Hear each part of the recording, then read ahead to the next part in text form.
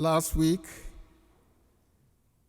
we heard the Pharisees, together with Herodians, coming to Jesus to ask whether they should pay tax to Caesar or not.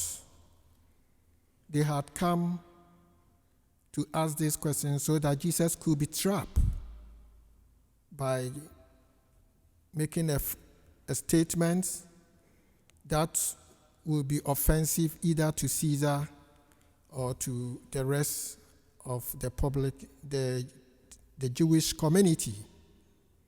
And Jesus gave a perfect answer. They could not trap him. In the course of the teaching of Jesus, the Sadducees also went to Jesus. Jesus had been teaching about the resurrection, that there is resurrection for believers. And the Sadducees did not believe in the resurrection. And to prove their case against that of Jesus, they said to him, or they came to him with the question.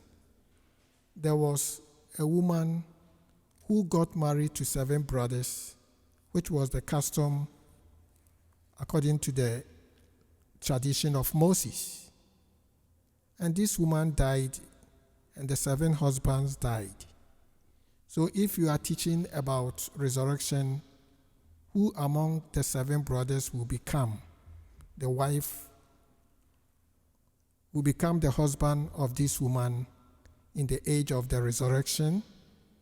And Jesus answered them to say, in the resurrection, we are all going to live like angels, not as men and women. So the question of marriage is irrelevant. So by this, Jesus silenced the Sadducees. The Pharisees were happy. There were two major opposing groups. So for Jesus to silence them in this way, these Pharisees were happy. And in order to prove themselves superior to the Sadducees, they chose from among them the scholar of the law, as a professor in a reputable university of law, and came to Jesus with the question, Jesus, which of the commandment is the greatest? And in the Jewish, culture, tradition, scriptures, they have so many of them. It is said there were as many as 613. So perhaps they were expecting Jesus to name one of them as the greatest. But Jesus did not go that way. He said the greatest of the commandment is to love God, and followed by to love your neighbor as yourself. So by this, Jesus is making it easy, comfortable for all of us. How could one be counting the law or thinking about 613 laws? Or even if we reduce it to the minimum, the 10 commandments, thinking about this and that, Jesus is saying, love God and love your neighbor. And if you love God and you love your neighbor, then you have obeyed all the commandments. Why is he saying that? Because if you take all the commandments, whether 613, or even if you take the minimum, the 10 commandments, or if you take any law or constitution from any country, from any community, from any aspect of life, and you reflect on it very well, provided that law of the nation or of a group of people is a good law, it is a reflection of the love of God and the love of neighbor. Any good law is a reflection of the love of God and love of neighbor. And so, if we are to live by this law, we don't even need to worry by recounting or counting the numerous laws that we have around us.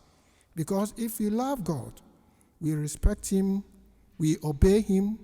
If we love our neighbor, we respect our neighbor, we care for our neighbor, we are thoughtful of our neighbor, and we are kind and charitable towards our neighbor, considerate towards our neighbor. Let's take for the laws of driving, for instance. The laws for driving are meant to guide our life, to protect our own lives and the life of the other person.